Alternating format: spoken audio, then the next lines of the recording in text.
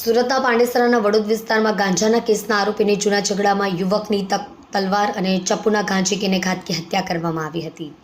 મૃતક સંદીપ ઉર્ફે તીસરી શાકેશસિંહ રાજપૂત વડોદ ગામના આવાસમાં રહેતો હતો અને છૂટક મજૂરી કરતો હતો. 4 સપ્ટેમ્બર 2025ના રોજ બપોરે આશરે 1:30 વાગે સંદીપ વડોદ ગામ પાસે આવેલી બોલી ટોકીસ પાસેથી પસાર થઈ રહ્યો હતો. તે સમયે ગાંજા કેસના આરોપી અવધેશ સહાની અને તેના સાગરીતોએ તલવાર અને ચપ્પુ વડે તેના પર હુમલો કર્યો હતો. હુમલામાં સંદીપને પેટ, છાતી, પીઠ અને માથાના ભાગે ગંભીર ઈજાઓ થઈ હતી અને કમકમાટીભર્યું મોત નીપજ્યું હતું. પોલીસ તપાસમાં બહાર આવ્યું છે કે હત્યાનું કારણ ગાંજાના વેપાર સાથે સંકળાયેલી જૂની અદાવત છે.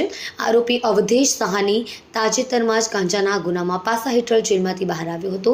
તેને શંકા હતી કે સંદીપ ઉર્ફે તીસરીએ કાવતરું રચી તેને પાસામાં મોકલવામાં મદદ કરી હતી.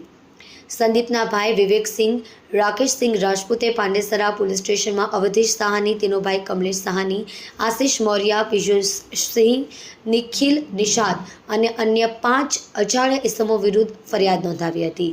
ફરિયાદ મળતા જ પાંડેસરા પોલીસે અલગ અલગ ટીમો બનાવી આરોપીઓની શોધખોળ શરૂ કરી હતી.